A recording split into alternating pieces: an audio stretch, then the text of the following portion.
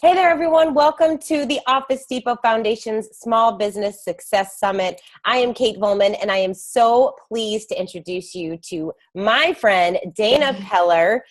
Dana is here. She's going to talk all about how to get free PR for your business. Dana, thank you so much for being here. Thank you for having me. I'm so excited. Yes, today is going to be really fun because we're going to talk all about PR, which I know is a topic that small business owners love to hear about because who doesn't want to get some free publicity for their business. Exactly. So Dana is a creative and skilled marketing director, experienced in leading teams with tremendous enthusiasm, as you can see on this call. She has extensive experience when it comes to marketing, such as marketing plans, e-business research, social media, direct marketing, print advertising, and more. She has been blogging at Pellerini.com for over 6 years and runs a virtual marketing agency, DBP Marketing Solutions. So Dana, thank you so much. You have so much experience in blogging and social media and marketing overall. So I'm excited to learn lots of strategies from you today. Thank you. Thanks for having me. I'm super excited to collaborate with you guys. So let's kind of talk a little bit. I want people to know a little bit about your background because you talk about free PR, and you don't just talk about it because you actually get a lot of PR opportunities for yourself and your business. In fact, today she's still on a little high because she was featured in the news this morning. And I see it all the time. I'm seeing you on social media like, oh, another feature of Dana. What's she talking about this time?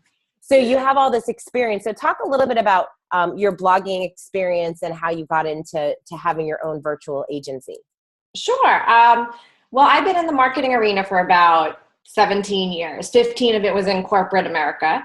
And about 2 years ago, I branched out on my own and started my own virtual marketing agency because I had a lot of people coming to me asking for websites, logos, different design, content creation, marketing strategy, and so on. And I was able to either provide it for them, or I had great contacts from previous career lives, that I could connect people.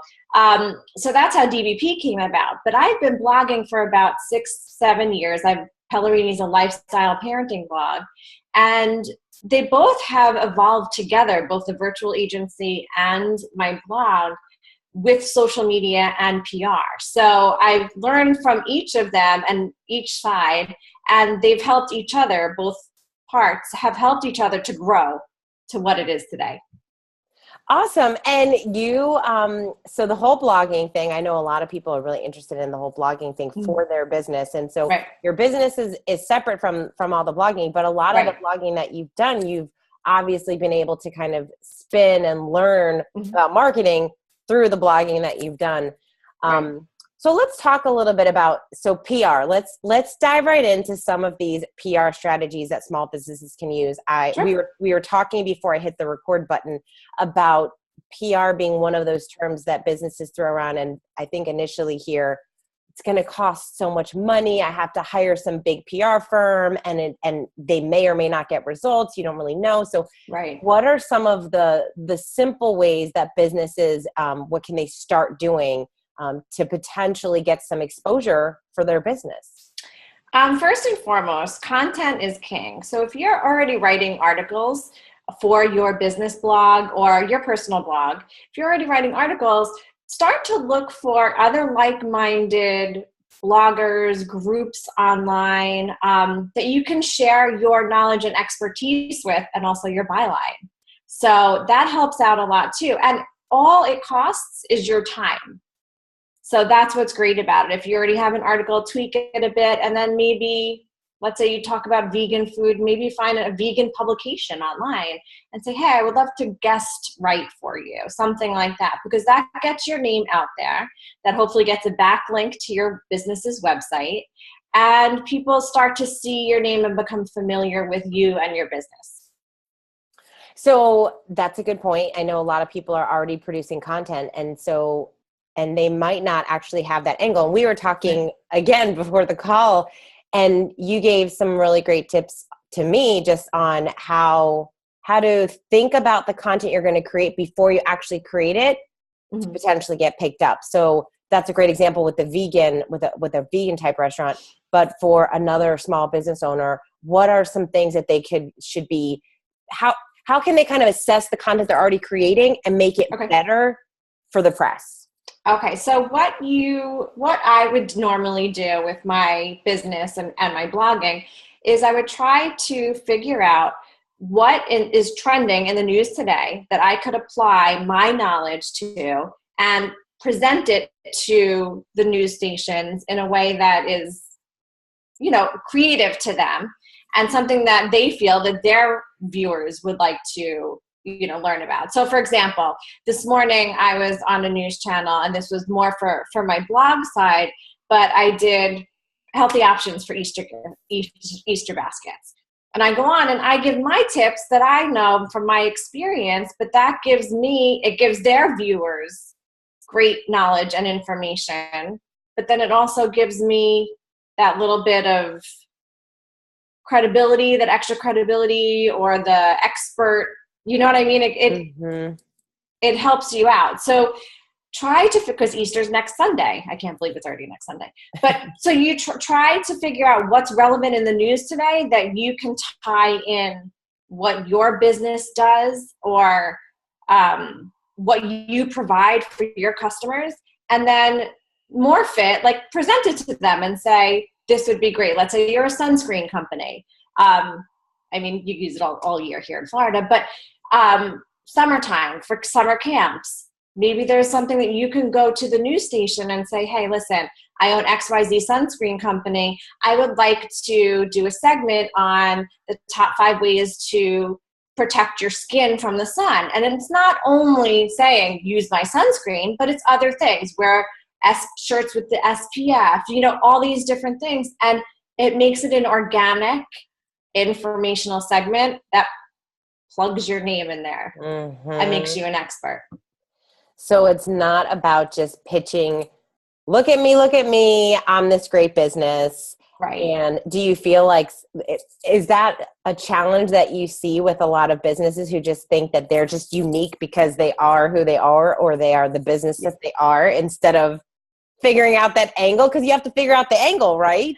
Exactly. So you do need the creativity. And I feel bad too, because I do come across people that are like, why can't my business be on the news? And of course, people do want to hear about your business, and your business is special, but you have to angle it in a way that is going to be informational for both the people that you're targeting, that are watching the news station that day or reading the article online or in the newspaper, and everyone else. Like, it has to be somewhat generalized, per se.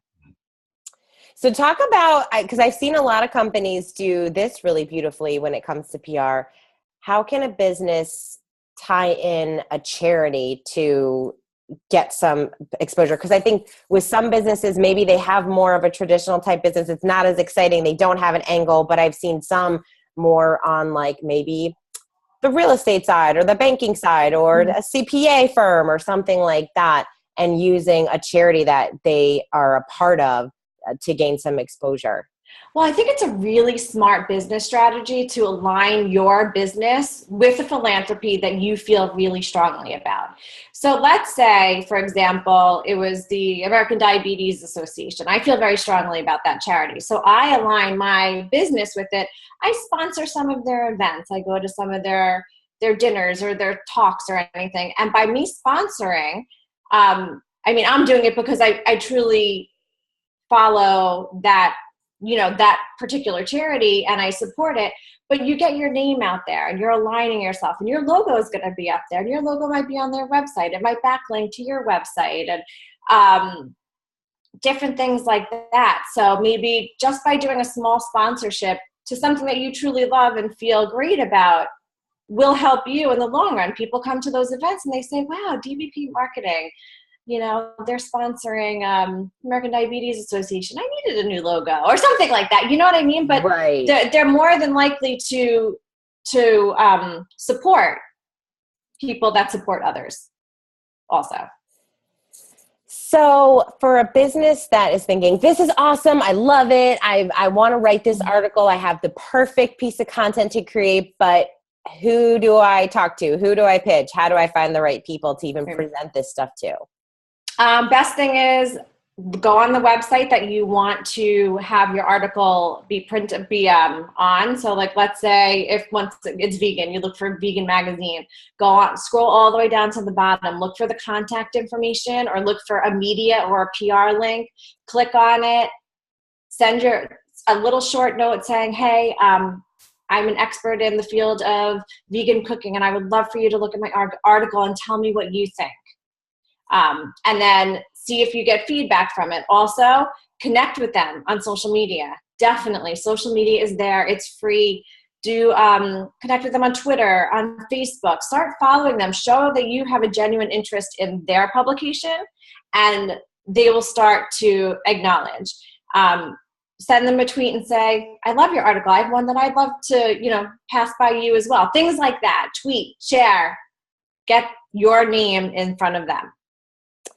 How often should they reach out to someone before they get annoying? Like for some people, if they have like a dream scenario, right, a dream publication they want to be in, and maybe they get a no, maybe they get another no. Like, how should you kind of pursue taking a no and kind of still try to work it, right? Like you still want to have that option. Well, keep the open communication with the person that you're emailing with or tweeting with, and ask them, can you give me some pointers as to why this wasn't appropriate or right for your publication so that I could better myself. I don't know, because some people will take the time and say, it was a little bit too left-sided and I needed it a little bit more, something like this. So if it is a publication that you would love to be in or a news segment that you would love to be on, these pointers, this constructive criticism can help you get that third answer might be a yes. So it's listen, ask. There are some people that might not respond. There's a lot of, but there are people that are willing out there to help you and to guide you. So so you talked a little bit about social media. Let's talk about relationship building on social media and how kind of what that strategy looks like. Again, with businesses, it's hard. We know, we run businesses. Mm-hmm. It's hard to figure out what platforms to be on and how much content you have to produce and how to reach out to all these people. So for those watching, what are some simple things that they can start doing to start building relationships with people that could potentially help them get some exposure? My rule of thumb is I say, try to focus on 2 social media platforms in the beginning. It's really hard because there's so many out there and new ones pop up and you're like, should I be on Snapchat? Should I be on LinkedIn? Should I be, so try to focus on 2 outlets to start and see. And let's say you want to be on a news segment, start following the news reporters that are on that particular news station. Interact with them. Hey, that was a great thing that you wrote about on fire, or you spoke about on fire safety or something like that.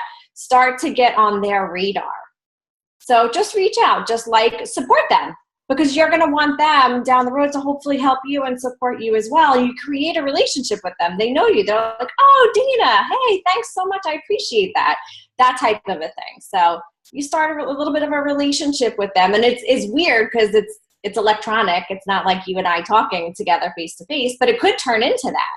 Mm-hmm. But that's just how you get the in, kind of.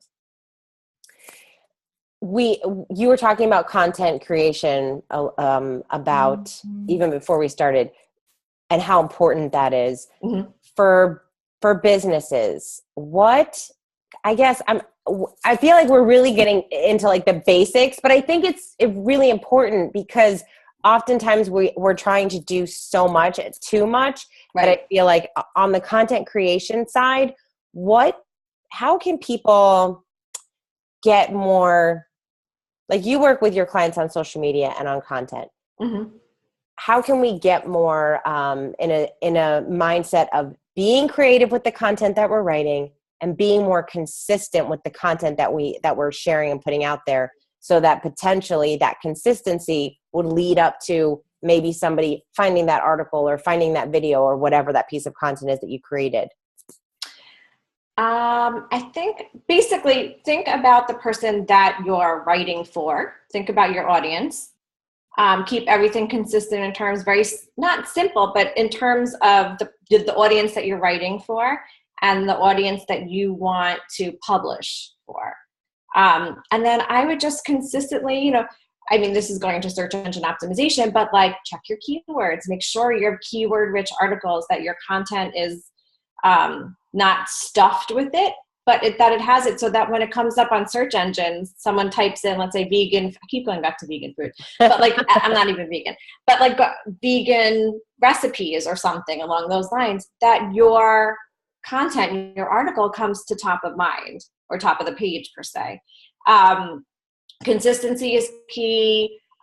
Constantly writing, constantly could be just once a week or every other week, but just keeping it fresh, keeping the content there, because also your website, the more content that you refresh, the more that the search engines have to crawl and you become more relevant. Mm-hmm. So did that answer your question? Yeah. Okay. So what are some other things? I mean, do you have any great sites that people can check out or go on for people that are, I know that reporters now and press they really like hearing from people that have interesting stories, not just pitching your business like, oh, look at me, I have this great business, but is there a place that you recommend people go or check out or easily find some of these reporters and writers who are looking for content? Because sites are always looking for guest posts and people to come onto their site, because everybody out there is really trying to create more content. Right. I say go for the companies that go to your local reporters. You'll see it once you start on Twitter. Twitter is awesome for collaborating and connecting with people. So go on, introduce yourself, private message, introduce yourself. Go to those sites that you really want to guest post on, those publications, and introduce yourself. Give kudos to the authors of articles that you genuinely enjoyed. And then introduce yourself privately and say, I would love to write an article like you did for that publication. Show that you're excited and enthusiastic. And I really feel that that's what connects you. And that's what gets you to that next stage. It be genuine though. Don't be like, oh, I love everything. Just be genuine about it. But really, your dreams can be reality. You just need to work on it a little bit. And, you want to be in vogue. You know what? One day, if you work on it, you're going to be in vogue. Yeah. If you work at it the right way. Yes. Work on it the right way. Be strategic. Yeah, no, definitely. Be that, just there's ways to do it. I'm trying to think of other examples, but. Well, share a little bit about your journey, because you've got an interesting journey, and one that I think it's important, because as much as we're sharing all these great tips, and as much as the tips that everyone's gotten from being part of this telesummit and hearing all of the incredible speakers that we've been able to interview and share, everyone's got their journey. Everyone made you made mistakes. You figure out what works, what didn't work. And you kind of, sometimes we stumble upon things, and you've been blogging for 6 years, but every time I talk to you, you are, hey, I learned this new strategy, or it's a strategy I know I just haven't really been doing because I've been so busy, but it actually works. And now I'm getting more traffic to my site. So it's almost like we all have to understand that there are journeys, and there's a lot of just trying things out and seeing what happens. And seeing if it's a good fit. There are a lot of no's, but then there also, with no's come yeses. Yeah. So that's what was going on with me was, I was blogging and I was doing it kind of as a hobby, but then I started to realize what was getting traction, what articles were getting traction, what specific topics. And then, I went through my analytics and I saw which social media analytics are huge. Don't disregard them. I know people are afraid of them sometimes, but they really tell you about your business. So that's how I saw which articles were trending, what my readers really wanted to read. And then I kept along that avenue per se, and ended up, stumbling on a news segment on Last Minute Mother's Day gift ideas last year. That was my first news segment. And I was like, I can't do this. I've never been on a video before. I'm usually work behind a desk and I have my team and like whatever. And I went on and it was so invigorating. And I'm like, I could do this. I could promote myself. And you don't know if you can do it until you try it. You almost just don't say no. You know what I mean? Like I'm so glad that I'm going to do it. And then I've just grown from there.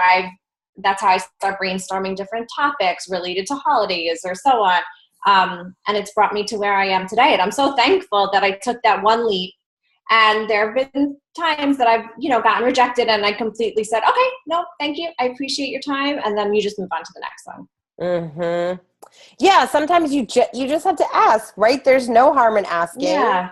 I know it's frustrating when you get a no, but there's always yeses after the no. That's like my biggest thing. It's like, you just have to keep going. You just have to keep going. Absolutely. And as important as analytics are, especially on your website, when you are producing blogs and content and being able to see kind of those keywords and what articles are performing better than others, you don't even have to get you need to look in your analytics for sure, but like it's right there in your face. If you post an article on LinkedIn, if you post something on Facebook, you see, are people liking it? Are they commenting? The reactions. It becomes really easy to start seeing like, oh, this is actually an incredibly liked post for whatever reason. And then that's something to even potentially bring to someone's attention. Like, hey, don't you find like it's always the post that you work on really, really hard and you think it's going to be this masterpiece and you put it out and it's like, yeah, whatever. Then you do some like a random post or video that like, and it soars. And it's like, everybody likes it. So that's what's so funny. I don't know why that happens, but that's the whole thing. It's like, listen to what the people are saying or where they're going and what they're doing, because you would never, it happens a lot. And you're like, really? Yeah, I really didn't want, I wrote that, but I really like the other one that I spent so much time on and the photos are beautiful. And I really, I know. I feel like a piece of that just comes from, we polish it up. It's very polished and it's all thought out with all the statistics and data and all the stuff that we're told you have to put in these posts and everything. And then you do the one that's like really more like heartfelt and real and raw and actual experience, and people are like, yep, that's what I get that. I feel that. I understand that. So because your realness comes through. It's so true. Your realness comes through. And I feel like that's how people they connect with you better too. Yeah. People still love the statistics, and I'm a big statistics nerd. People still love that. But when you feel the realness or the person behind the article, it just makes it that much more real. Yeah, for sure. I know, it's so funny. Now, do you use something like Help a Reporter Out? Is that something that you recommend to people? I actually haven't. I just literally pitched cold. See, you're like, so yeah, okay, because Help a Reporter Out is you actually like get emails in your inbox, and it has a bunch of different publications that are looking for specific, like the Czar Report, I think it's called. There's another one. I actually don't. I just like cold pitch and. Yeah, you're like on, like you're in it. You're like in the trenches. You have all this experience and knowledge, and like I said, like you've had this amazing journey. I think for some businesses that don't know really where to start, that could be a potential place to at least start. Definitely to see like what people are looking for, because a lot of people are looking for experts to. I don't know why I used quotes and experts. You're an expert if you're an expert. Whatever. But experts for different articles and things that they're writing. So I think that's a potential opportunity for people. I do something like simply as, and this might sound silly, but on the right-hand side of Facebook, you see what's trending. How could I incorporate that into an article that's relevant to my industry, or a news segment that's relevant to my industry, or look what's trending on Twitter, or something silly, like not even silly, but Google themes for the month, because you know how they have like National Cupcake Month, National this month. Is there something that is relevant that applies to your industry or your company that you could morph it into a PR story? I like that. Yeah, that's like it's all like when you say it, it's like, oh, obvious, but we don't do it, right? No, like, and I am reminded. I sometimes don't. I know, it's funny. Like you hear these things, like I could totally do that. Google, come on, you do it every day. It's become a verb. But yeah, it's that easy. I know. So, do you have any like favorite bloggers or people out there that you really think just do a great job of content creation, or just have been able to kind of spin and get some press, or just who are some of the people that, or some of the companies that you really like and follow? Well, I love Neil Patel. I love the way that I know. Mutual crush. The way that his emails are so simple, and our text, and there's just a link.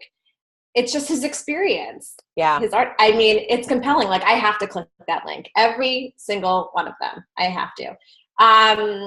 For fashion and stuff, I love Cupcakes and Cashmere. She's very simple, relatable. I like photography. If you're doing something visual online, I love beautiful photography. She has beautiful photography. There are a lot of mom bloggers, because from the blogosphere, that I love to follow. And I'm always open to see to look for new bloggers also, or new publications or new experts content, because that helps to spark ideas for me as well. So I'm like on everyone's newsletter. I'm like, oh, I'll sign up for that, you know? I know. I like get on everyone's newsletter, and then like 6 months later, I'm like, I need to get off everyone's newsletter, and then I get back on different ones because it's like so overwhelming. Unroll.me. That's what I do. Unroll.me is an incredible tool. If you have way too many emails in your inbox, it will. I get sign up happy a lot too. So I'm like, oh, I have to know what's going on. Of course.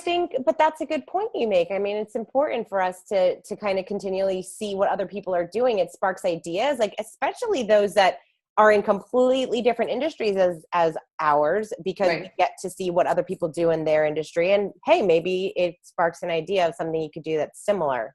And definitely keep an eye on your competitors too. Yeah. You know, because what they're doing might, follow their social media profiles and kind of see what they're doing in their angle. I'm not saying obviously copy them, but they might be onto something that you can, ride along with also. So yeah, for sure. Mm-hmm. I love it. Awesome. All right. Well, Dana, thank you so much for taking the time. This was so helpful. Thanks for having me. This was fun. Yeah. And I hope everyone's walking away with some tips to get some free exposure. And remember, it takes some time, but just kind of keep going, and maybe you will be in Vogue. Or wherever it is that you want. Well, Dana, thank you so much. You have a little free giveaway, right? You have a fun free giveaway that you'll I'll have a free checklist. Just check below, right? Yeah. All the information will be there. Awesome. Yep. We will have that link. And thank you so much for joining us, Dana, and everyone out there. Thank you so much for watching. We'll see you guys next time. Thanks.